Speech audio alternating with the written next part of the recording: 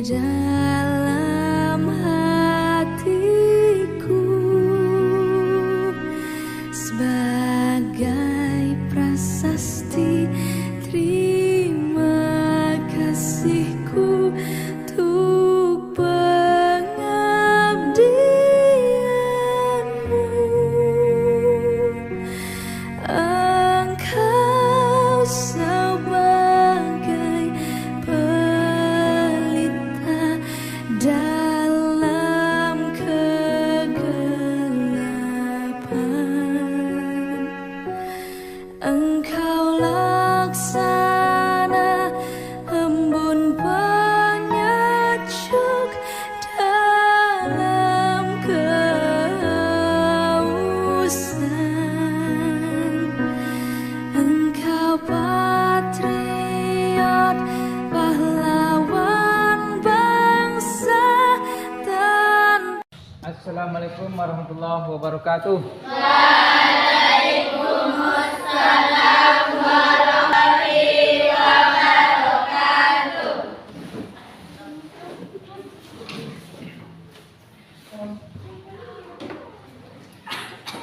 Baik, anak-anak sekalian, bagaimana kabarnya? Sehat? Ya, sebelum kita belajar, kita berdoa terlebih dahulu, dipimpin oleh ketua kelasnya. Silahkan. Said Krow doa. Bismillahirrahmanirrahim. Ya Fatahu ya Alim ya Razaqu ya Karim iftalana babal ilmi minal Qur'anil azim. Ya Fatahu ya Alim ya Razaqu ya Karim iftah lana babal ilmi minal Qur'anil azim. Salam. Assalamualaikum warahmatullahi wabarakatuh. Baik, kita absen terlebih dahulu. Si Afifatul Niswa, Anissa Putri, Aulia Sapitri, Delia Ulansari, Deva Genia Anindita, Ernia Devita. Ya. Fauzia. Ya. Sebelum kita lanjutkan pelajarannya, tolong dirapikan tempat duduknya. Ya. Nah, untuk semangatnya, Bapak minta kita berdiri semua dulu. Berdiri semuanya. Ya, berdiri semua. Ya, semuanya nampak. Nah, tangan diputar-putar, tangan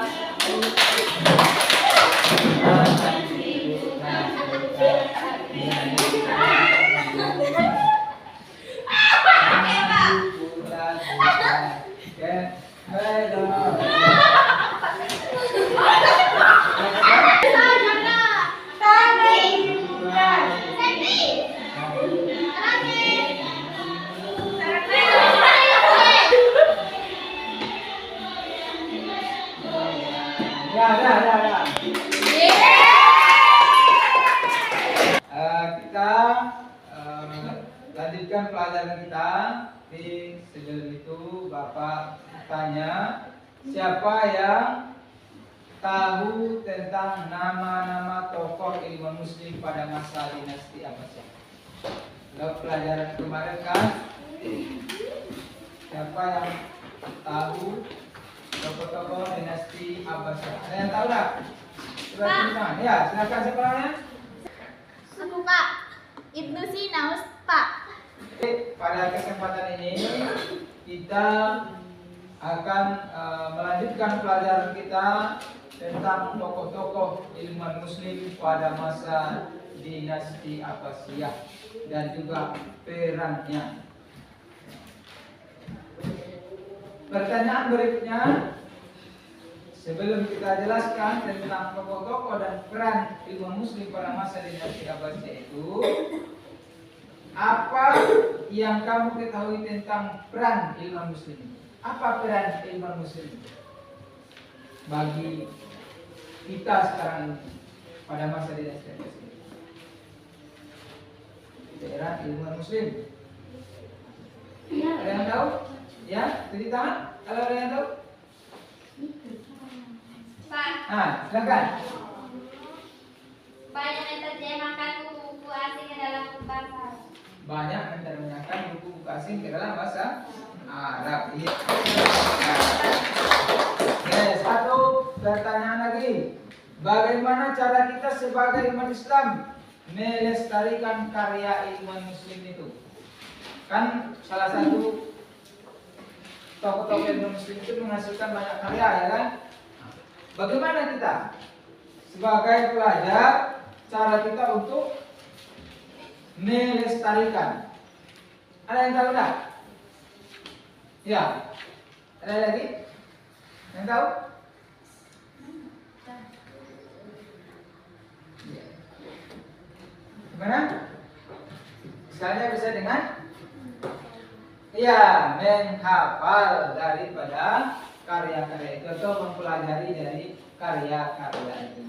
Baik anak-anak sekalian, sekarang kita perhatikan di depan di layar kita ada terkait dengan peran ulama muslim pada masa dinasti Abbasiyah. Ya. Ini yang pertama, ada beberapa bidang ilmu agama pada masa dinasti Abbasiyah itu. Salah satunya di dalam bidang hadis. Siapa-siapa tokoh-tokoh dalam bidang hadis itu? Imam Bukhari, Ada Imam Muslim, Abu Dawud, Ibnu Majah. Ibnu Majah. Jadi ahli hadis ini disebut juga dengan pengarang Kutubus Sittah, yaitu pengarang 6 kitab hadis. Iya. Hadis utama. Jadi, kemudian berikutnya ada lagi ulama dalam bidang Tafsir. sebelum dalam bidang tafsir ada dalam bidang Ilmu fikih. Siapa? Imam Bukhari, Imam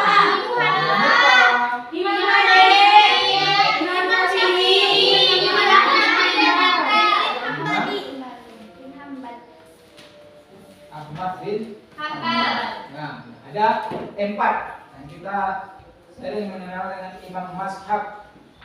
Ada Imam Abu Hanifah, ada Imam Malik, kemudian Imam Syafi'i, dan juga kemudian yang terakhir yang Ahmad bin ya. Kemudian selanjutnya ada dalam bidang tafsir. Ya, itu ada Imam Tabari, Ibnu At-Tabari atau sering disingkat Imam At-Tabari. Kemudian Imam Ibnu Katsir. Ya, Ibnu Katsir ini banyak juga menghasilkan karya. Salah satunya adalah tafsir Ibnu Katsir.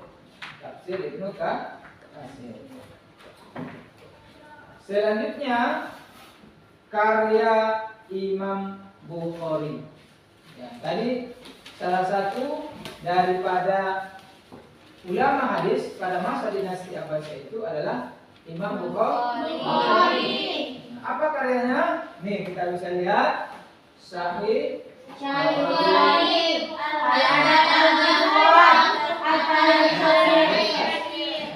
ada 3 yang tercatat sebagai karya Imam Al-Bukhari. Ya, kemudian Imam Muslim yang kedua, ada lagi 3 karyanya. Apa karyanya? Kemudian dan yang ketiga Al-Musnad Sahih. ya. Berikutnya tokoh yang ketiga dalam bidang hadis itu adalah Imam An-Nasa'i. Nah, ini jelas karyanya juga ada 3 kitab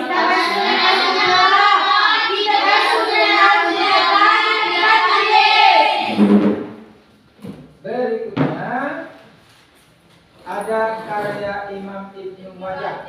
Ya, Ibnu Majah. Nah, apa karyanya? Kita Ibnu Majah. Majah.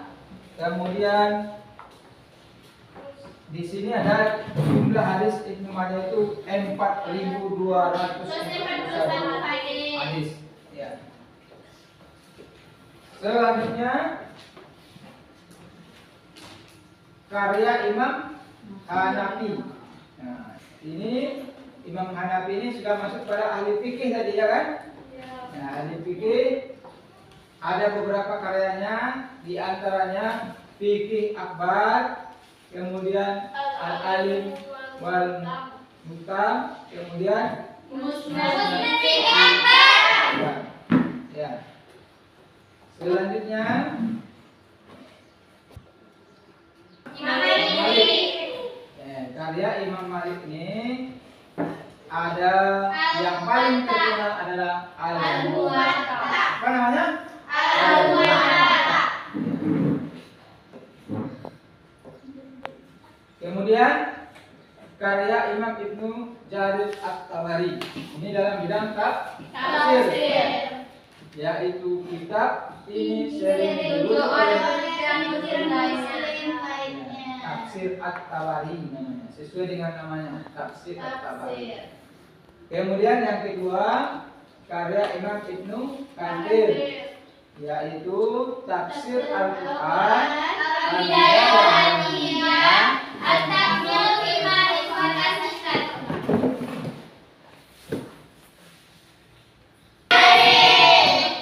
Seperti yang kita sampaikan juga tadi, ada peran ilmuwan muslim itu pada masa dinasti Abbasiyah. Apa saja peran dinasti atau tokoh ilmu muslim pada masa dinasti Abbasiyah itu?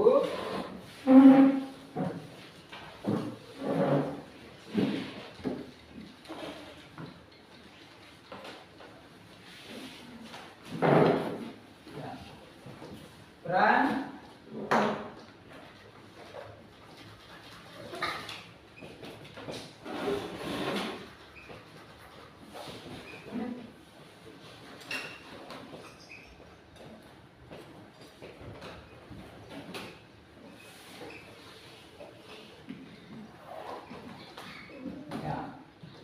Ada yang tahu perannya? Salah satunya? Menyumbangkan berbagai macam ilmu agama seperti ilmu hadis, fikih dan tafsir. Ya, menyumbangkan Berbagai macam ilmu agama. berbagai Macam ilmu agama. macam ilmu agama. Ya. Kemudian ada lagi yang tahu apa peran ilmu muslim itu? Coba, siapa yang tahu? Lucy ada enggak? Tahu peran ilmu muslim itu? Ada yang tahu? Peran ilmu muslim pada masa dinasti Abbasiyah itu satu tadi sudah disebutkan temannya, menyumbangkan berbagai macam ilmu pengetahuan. Banyaknya mengarah buku yang bermanfaat dan Ya, coba itu deh. Coba. Aku lupa.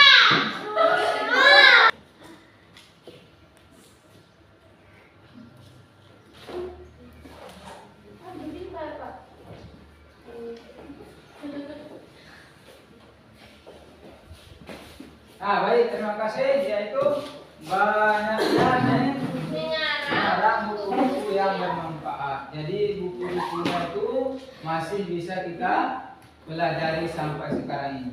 Ya, walaupun tokoh-tokohnya sudah meninggal, namun buku-buku karya-karya mereka masih bisa kita pelajari. Itulah pikiran mereka salah satunya. Pikiran ulama Muslim itu.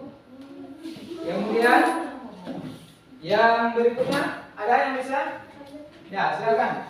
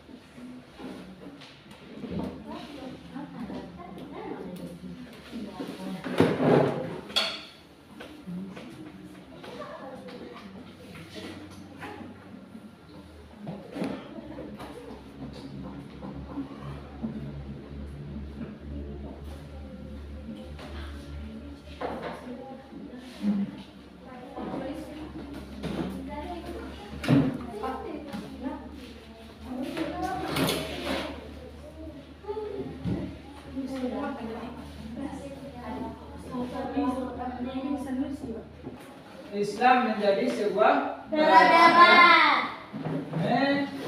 Baik. Mengungguli peradaban lain di jagat raya. Jadi Islam menjadi sebuah peradaban yang mengungguli peradaban lain di jagat raya. Jadi Islam itu sudah unggul. Ya, dengan kemarin kita sudah belajar juga bahwasanya Islam itu telah menyebar ke wilayah-wilayah lain, tidak saja di ada di benua atau tidak hanya di wilayah Arab saja, tetapi dia menyebar. Kemudian berikutnya banyak bermunculan para cendekiawan dan sarjana muslim. Banyak bermunculan sarjana dan cendekiawan.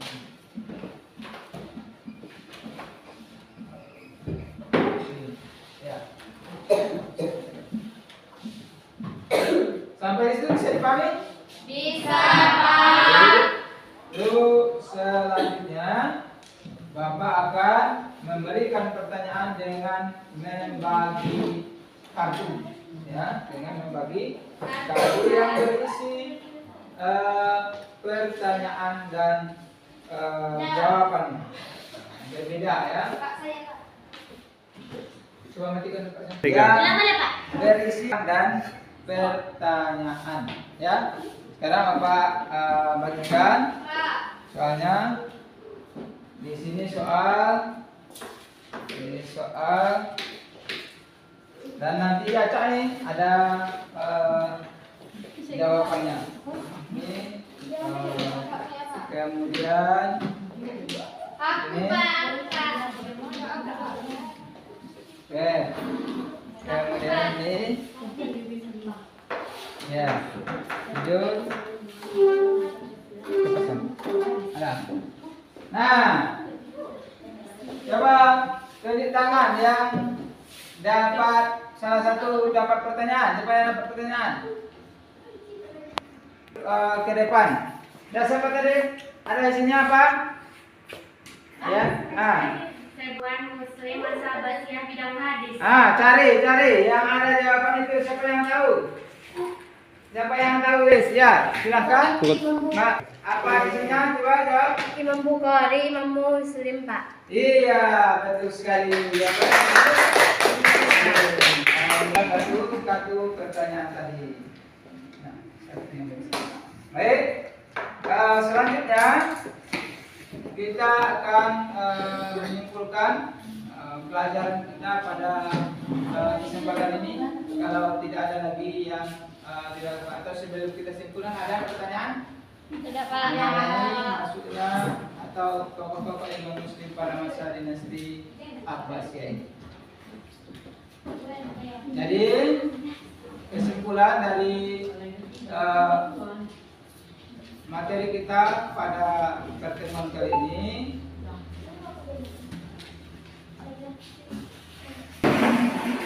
baca buku itu, materinya itu tentang berkaitan ilmu Muslim pada masa dinasti Abbasiyah. Ya.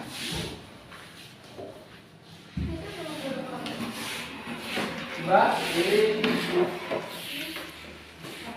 pertama ini boleh. Kau bilang, Pak? Kelompok barang. Nomor 2, Pak. Oke.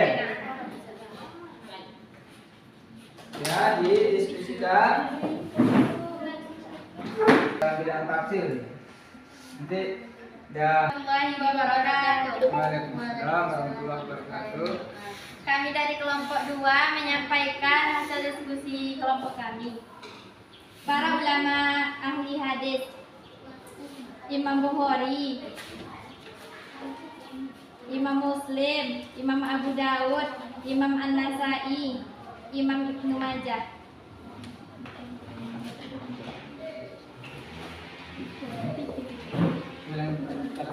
Oke, Imam Abu Hanifah, Imam Malik, Imam Syafi'i, Imam Ahmad bin Hanbal, Tabari, Imam Ibnu Katsir, Fakhruddin Ar-Razi, Az-Zamakhsyari. Assalamualaikum warahmatullahi wabarakatuh. Waalaikumsalam warahmatullahi wabarakatuh. Baik anak-anak sekalian, alhamdulillah kita telah mempelajari tentang ilmuwan Muslim pada masa dinasti Abbasiyah dan juga tadi kerannya. Mudah-mudahan apa yang kita pelajari ini bermanfaat bagi kita dan juga kita jadikan tokoh-tokoh ilmu Muslim pada masa dinasti Abbasiyah sebagai panduan kita, sebagai contoh kita bagaimana mereka rajin menuntut ilmu, bagaimana mereka bisa menghasilkan karya, dan kita harapannya juga nanti bisa menjadi atau bisa menghasilkan karya-karya yang bisa dimanfaatkan oleh generasi setelah kita. Kita akhiri pertemuan kita pada kali ini karena waktu kita telah habis. Untuk tugas di rumah tadi untuk pupin kita yaitu latihan soal 3. Jadi isian ulang balik yang ada di buku kita masing-masing. Ya. Kita akhiri pelajaran kita dengan membaca hamdalah. Alhamdulillahirabbil alamin. Assalamualaikum warahmatullahi wabarakatuh.